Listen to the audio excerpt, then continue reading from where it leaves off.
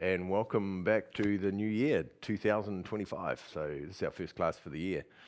So what I decided to do today, which is interesting after we just had New Year's and Christmas and things, and we've been eating way too much food. Well, that's not true because some of you might not have been eating too much food, but some of you might have. And it's a time when we quite often eat food that we don't normally have for the year. We eat lots of high sugary content food. You know what I mean. Anyway, so the first class I'm going to do. I'm going to do two of them. I'm going to do one for this advanced one. I'm also going to do one for the beginners about weight loss, about how to lose weight. So I thought it was really appropriate about this time of the year anyway. So I'm going to give you some exercises. So I'm going to give you 3 exercises, and I'll explain a little bit about the exercises and why we do them, and how Chinese medicine sees weight, and how you do weight gain and how you do weight loss in Chinese medicine to understand how it works. Yeah. But first we'll bow into our class. Good. Roll back onto your thumbs. Left hand underneath, right hand on top. 2 thumbs together. Gong. Make a fist with your left hand, cover with your right. Bring towards your heart, and then down to your physical center. Very cool. So it's New Year. I hope you've all made your New Year's resolutions, what you want to achieve this year or what you want to experience this year. I think it's more about having an experiential life, so it's about what I want to experience this year. So the exercise we're going to do is about, and understand, first of all, we'll understand a little bit about TCM. I'll just go into a little bit of history, not a huge amount because it's a big subject, about how the body can absorb weight and how the body starts to put weight on and not take it off. And you can, in Chinese medicine, you can eat lettuce, you can eat a salad and still put weight on. And there's a principle why that happens. And if I've said that, some people go, yeah, I hardly eat anything, but I still put weight on. I'll explain why in Chinese medicine, how they see this. So in Chinese medicine, we have 2 parts of the digestive functions, the 2 main parts, which is the stomach and the spleen. The stomach takes the nutrients off the food, breaks it down, puts it into the digestive system tract through the small intestine, through the duodenum, small intestine, large intestine, to absorption of all the minerals in it. But the energy of the food is taken off by the spleen. The spleen grabs the energy off the food and then converts it into different forms of energy. It gives some of it back to the lungs to help you breathe, gives some of it to the kidneys, some of it to itself to help with the actual absorption of energy. So if your spleen's depleted, what it doesn't do, it doesn't take the energy off the food. And so for one, is now you're eating food and you're not getting any energy off the food because your spleen's too tired to do that. If your spleen's too tired, your stomach will be pretty too tired as well, and the stomach won't be doing its digestive functions as well either. So you're going to have both of these things going on at the same time.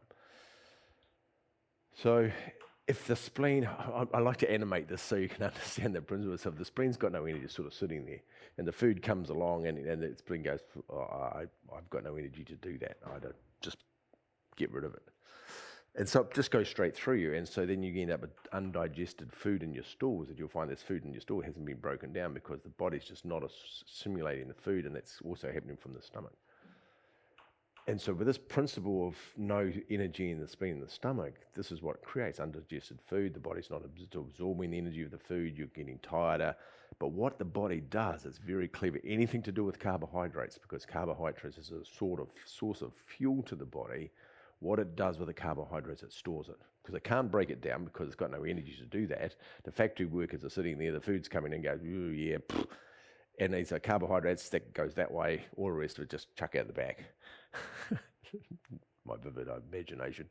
But all the carbohydrates, it doesn't do that. It stores it. And how it stores it, it converts the carbohydrates to fat because it's fuel and it doesn't want to get rid of it. It can't break it down, but at this stage, it just stores it. And then it goes straight to fat. Depending on where you are, male or female, it's slightly different. How we store our weight, and there is a difference between the yin and the yang species of the human being. And the body just starts storing. And so that's why I'm saying you could have a salad and you can still put weight on, because the problem is there's carbohydrates in salad. There's carbohydrates in everything. So the body starts, well, I shouldn't say everything because there's some things don't have carbohydrates, but a lot of things do. And so the body just stores it.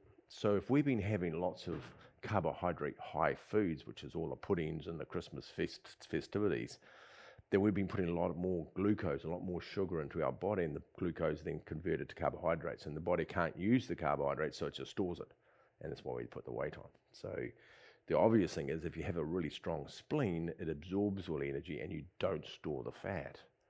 It doesn't store the carbohydrates as fat. It utilizes it for it, converts it into energy, and then you get the energy from it, not the fat from it. Anyway, hopefully you understood what I said anyway. But if you can always look up and find that how I just explain it, you can find lots of explanations of the same thing. So we're going to do, there's two ways of losing weight in Qigong, understanding losing weight or weight loss. One is you actually exercise the parts of the body that are where the weight is stored, and we're going to do an exercise. The first one, we're going to do one for our waist, because quite often the Chinese medicine talks about the fatty deposits of the waist.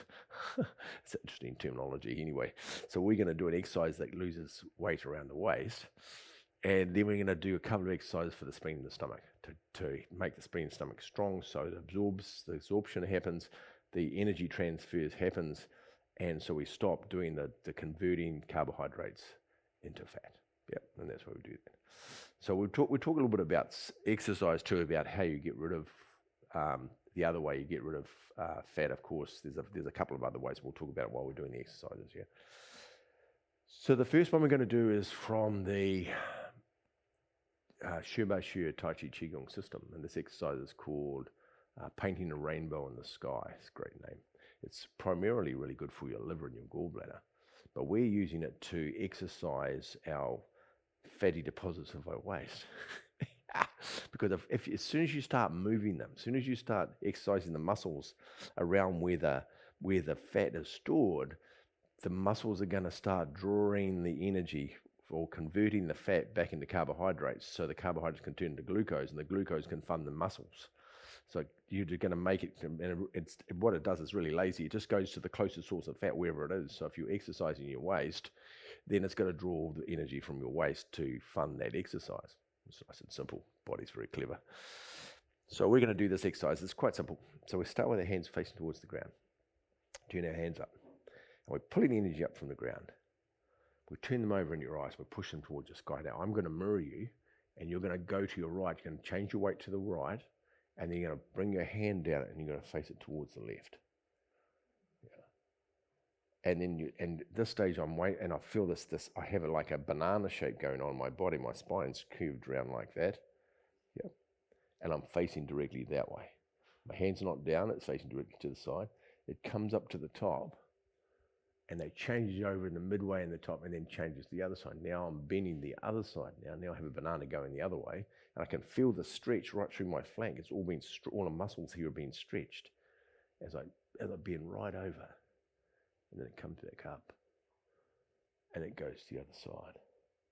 As I say, I can feel the stretch right through my rib cage, right through the flank, right through the side of the body, where sometimes the extra weight is stored, to the side.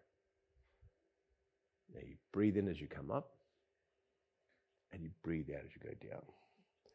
So this exercise is actually very good for regulating your emotions as well. It's very good for calming your nerves. It does affect the nervous system as well. It also affects, because it gets to the liver, it also affects the way that the energy moves around your body as well. It's the smooth movement of energy inside your body that happens from the liver.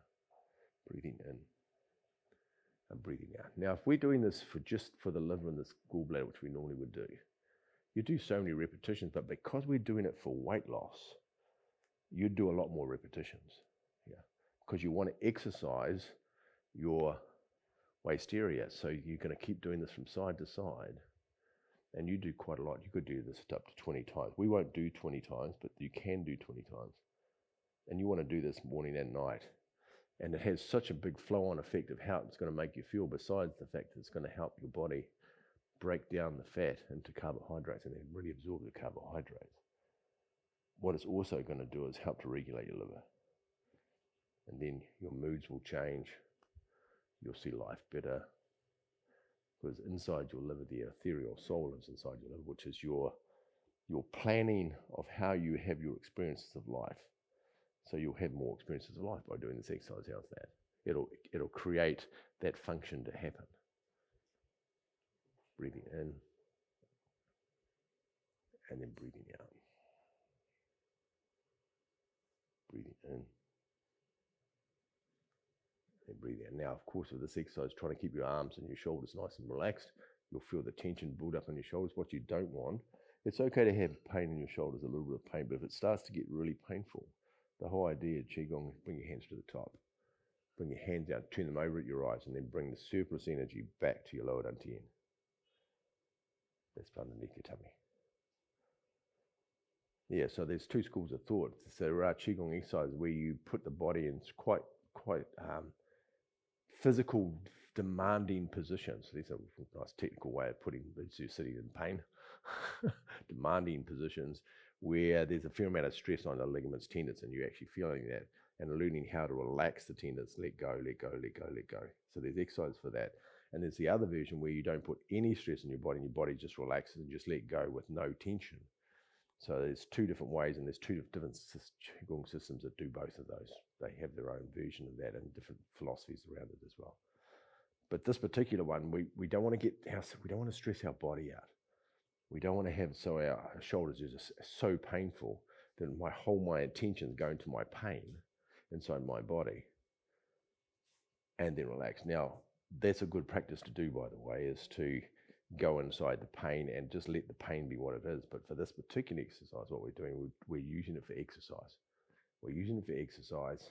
We're not doing it to break up any blockages in their shoulders. So we're doing it for a different reason, yeah. Next exercise. Somebody asked me about physical exercise, about how much by doing physical activity, how do you lose weight doing physical activity? So I'll give you the breakdown of that one, a simple one. So in theory, and they've done research on this, it takes 20 minutes for you to take the glucose out of your bloodstream. You have about 20 minutes of glucose in your blood that funds the movement of your body. Yeah, if you're using glucose and carbohydrates to fund your energy, of course. And 20 minutes to get it out of your blood. Then it takes another 20 minutes to get rid of the glucose or the carbohydrates in your liver, because then the liver breaks carbohydrates down to glucose, puts it back in the blood again, and then it takes another 20 minutes to get rid of all the glucose and the carbohydrates out of your liver. So that's 20 minutes in your blood system, then 20 minutes to get it out of your liver, and then now you don't have any more, and now the body will go looking for it. It will go looking for it in the fat, and it'll break the fat down, carbohydrates, glucose back into energy. That's how it comes back in again. But it won't go to the fat first. It'll go to the blood first because it's the easiest way to find the energy. It'll go to the liver secondly to get rid of the carbohydrates that are stored in the liver, and the glucose, the transformation of the carbohydrates to glucose. So that's 40 minutes of exercise before it even looks like it's going to the fat. Yep. So that's how much exercise we're talking about before you actually start burning fat. It's a long time. The key to burning the fat is not necessarily doing the 40-minute exercise. Is if you just do 40 minutes exercise or an hour exercise, you get 20 minutes of fat burning. But the key to it is not to eat afterwards, because that's why when you do physical exercise, you're always hungry. And afterwards, you do the exercise and you feel hungry and you want to eat food, because the body wants to replace the carbohydrates that you've used up with the exercise and put it back into the body. And so you're going to crave not necessarily sweet things, but you'll crave carbohydrates, because the carbohydrates is, of course, is glucose. And so what happens, the best way, and they've done studies where they've said up to 23 hours after you've exercised, if you don't eat, it keeps absorbing, breaking down the fat into carbohydrates back into glucose to replace it in your blood, to replace it in your liver. So it does it for you as long as you don't eat. But if you eat, then it goes straight to the food. It gives the easy option. As soon as you finish your thing, you have some sweet drink or you have something with honey or sugar or whatever, and it just goes straight for that, fills it back up, puts that back in the blood, and leaves the fat alone. So the key to it is exercise, don't eat. So the longer you don't eat after you've exercised, the more weight you're going to lose. How's that? The easy one, and this is research being done on this.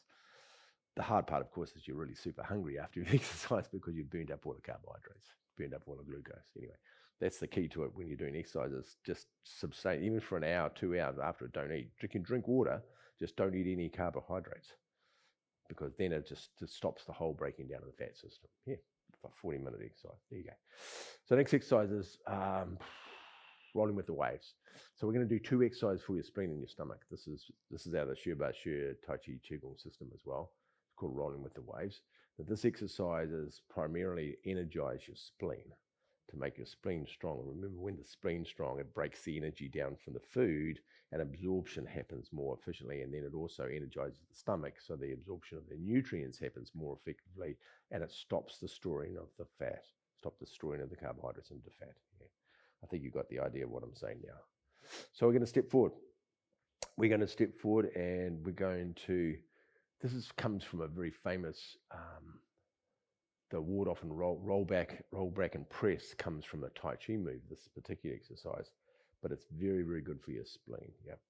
So we're going to step with our foot forward, and we're going to bring our hands up to our hands like this. Push, and we're going to push. We're going to push forward, and as the body moves forward, we're going to push forward. And then we're going to bring the back leg forward, and we're going to bring the hands so the palms are facing towards the ground, and then we're going to bring our chin on our chest. Yep.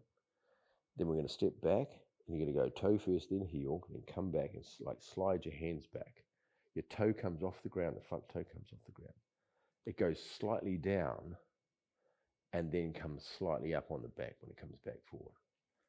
There you go. Palms facing the ground, chin on the chest. Toe heel coming back. Bring the toe off the ground of your right foot. Roll back. We're going to the right side first. Of course, I'm mirroring you. So press. Chin on chest. Roll back. Now breathe in as you come back. And then breathe out as you go forward. Long, slow breath in, long, slow breath out. The longer you hold oxygen in your lungs, the more oxygen you absorb into your lungs, the more energy you get. Really simple equation. The more oxygen that stays in your lungs longer, the more absorption happens. That's why the long, slow breath is much more efficient. Long breath in. And long breath out. Very good.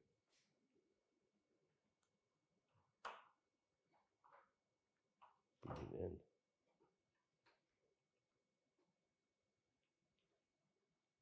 The weird thing that happens with these exercises when you're doing the spleen and stomach exercise, they make you hungry because you're energizing the spleen and the stomach then. And now all of a sudden, now the spleen and the stomach can digest food more efficiently, so then it craves food. Before it didn't want any food, because you lose your appetite. When your spleen's depleted, you lose your appetite because it doesn't want food, because it doesn't want to break it down, because it's got no energy to break it down, so you lose your appetite. But as soon as you start tonifying your spleen and stomach, the opposite happens. But remember, you're not going to put weight on this now, because the spleen and stomach is strong. It's just going to do the function properly, and absorption will happen efficiently, but it still will make you hungry. I'm only saying that because I've already had my breakfast and I can feel it already affecting my body now. Thinking of just watching Maddie over there having his breakfast, I was just thinking of food again. Breathing in and then breathing out. It's a beautiful exercise. We step back, we change sides, step back in one foot, bring the other foot in, step off with the left foot, breathing out. Breathing in. Nice, slow, long, slow breath and long, slow breath out. Breathing out.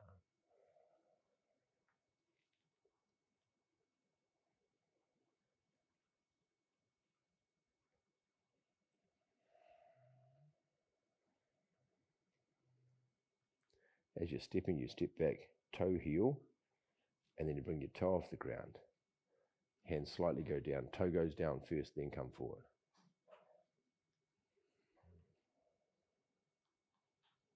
Stepping back, toe heel, toe comes up, toe goes down, breathing out.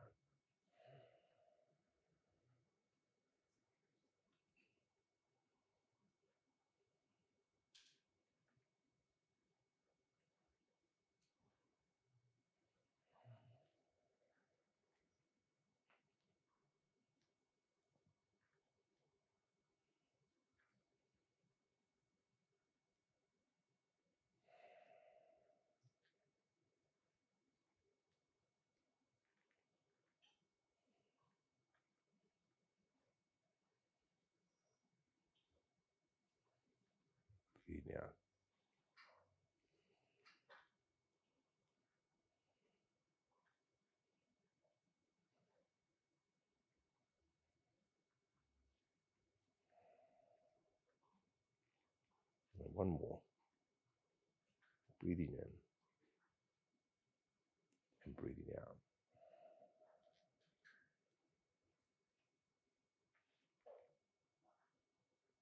Good. Then come back to the center and return the surplus chi back to your lower dantian. Very good. There you go. We'll do one more exercise. So we talked about the Chinese medicine, just how the Chinese medicine sees the spleen and the involvement of the spleen and stomach, about how the body absorbs energy and doesn't absorb it, and how it stores fat if you don't have a strong spleen. We've talked about exercise, about the 40-minute exercise, and don't eat afterwards. So as long as you just drink lots of water but don't eat, you'll absorb more fat. And the last one will be fasting, intermittent fasting. It's the other way to lose weight really quickly. And that happens because you're not eating. But it doesn't mean you don't eat. So you can eat do a 6-hour window where you eat for 6 hours and don't eat for 18 hours. Or you can do 17-7 if you want to. But the idea is you eat anything you want during the 6 hours, but after that you don't. And because you're not eating for a very sustainable long time, you just drink water through that other time, the body's not getting any energy, is it, from the food anymore? And so then it goes looking for, and you're only feeding it water, so then it goes back to the fat, breaks the fat down to carbohydrates back into glucose, back into energy.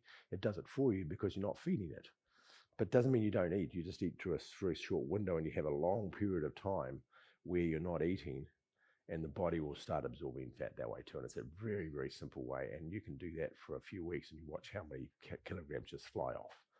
Do a 16, start eating at 8 o'clock in the morning or 9 o'clock, have your breakfast at 9, have your lunch, finish it by 3 o'clock in the afternoon, just drink water for the rest of the day and do that for a couple of weeks and you see how much weight you lose. And it's a healthy way because you're still eating lots of food, you're still having the nourishment, you're just not eating for a big sustained period of time, and the body just will absorb all the carbohydrates, absorb all the fat. There you go. That's the three understandings of it. Of understanding how to lose weight the easy ways. You don't have to go and spend 50 hours in the gym. Just 40 minutes, don't eat afterwards. We'll go for a walk for 40 minutes and don't eat afterwards. Whatever it is. Yeah. Rowing the boat in the middle of the lake, last one. This is spleen exercise as well. This is a good exercise for the spleen and the stomach. So we'll start with our hands face towards the ground again. This is from the Shiva system as well. So bending down. Turn your palms to the front. Yeah, and then as you slowly rise and your hands go backwards, so you feel the pull through your shoulders. Comes up over the top. I'll come forward, there's a tree in the way. Comes up to the top. And then it comes straight down the front. And as it comes down the front, you lower yourself down, keeping your pelvis tucked forward. So you keep a nice straight back. Turn your palms to the front and breathing in.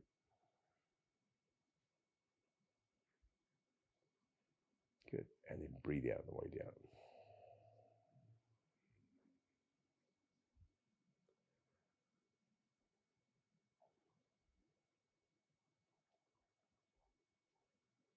Notice both of these last two exercises have a water theme inside the name. One's rowing the boat.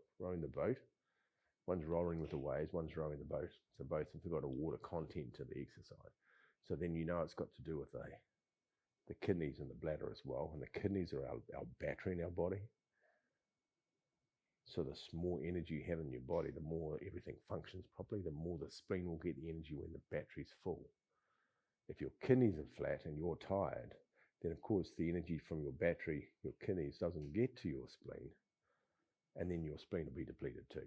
So both these help your kidneys as well. Or helps charge your battery.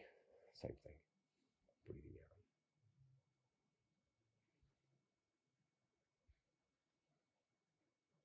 And one of the keys of Qigong is to be inside yourself, is to bring your conscious or your mind inside yourself and train your mind to stay inside without any distractions, without looking out, even though we're looking out. But my mind is inside my body, feeling what's happening inside my body, feeling the sensations, feeling the muscles, tendons, feeling the bones move. And so my mind stays inside, and so I'm trying to keep my mind internally. And the more internally it goes, the quieter it gets. And so the mind's not thinking about a million things outside. All it's doing is watching and experiencing what's happening inside the physical body. And it's a great way to quieten your mind. That's one of the huge benefits of Qigong exercises, and one of the reasons why it's done slowly. Slow down your physical body, slow down your mind. Keep your mind inside your body.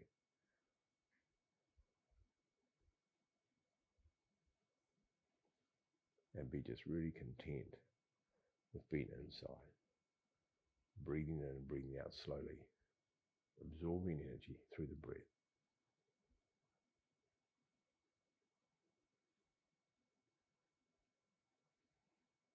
And breathing out. Simple, eh? Nice way to start the year. Relaxed. Breathing out.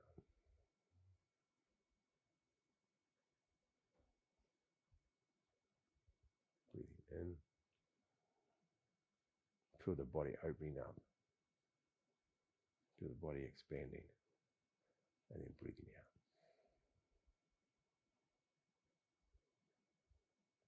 So when we're standing up, you feel your knee joints expanding, your hips expanding, your shoulders, your elbows, your wrists, all the joints are expanding. They're all opening up. And then breathe out.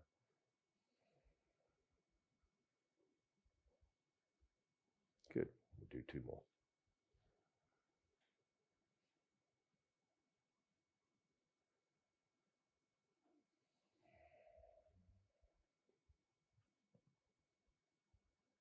And breathing in.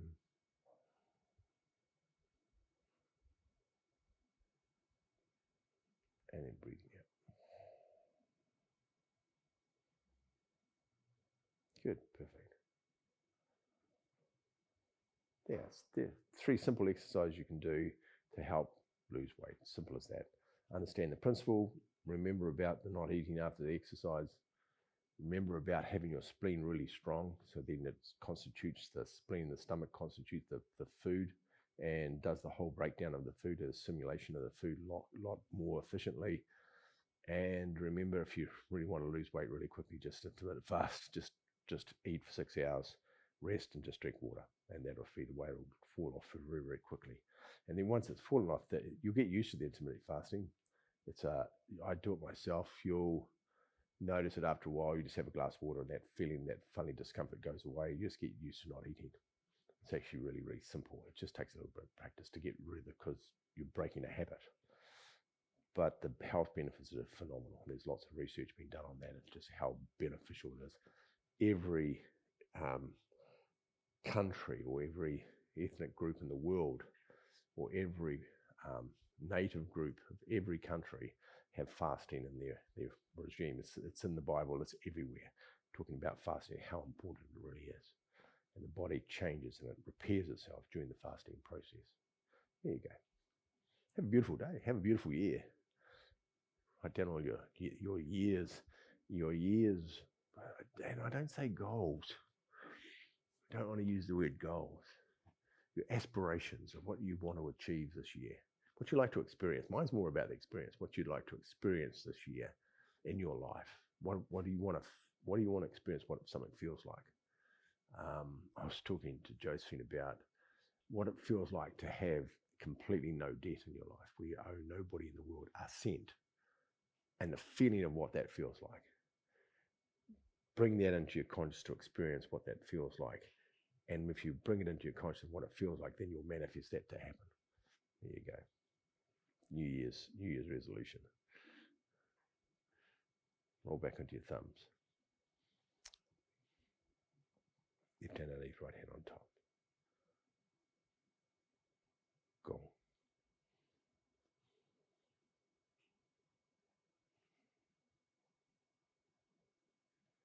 Very cool. I've got another piece to that too, just before I'm leaving, just before we go. Another piece to that about the money thing.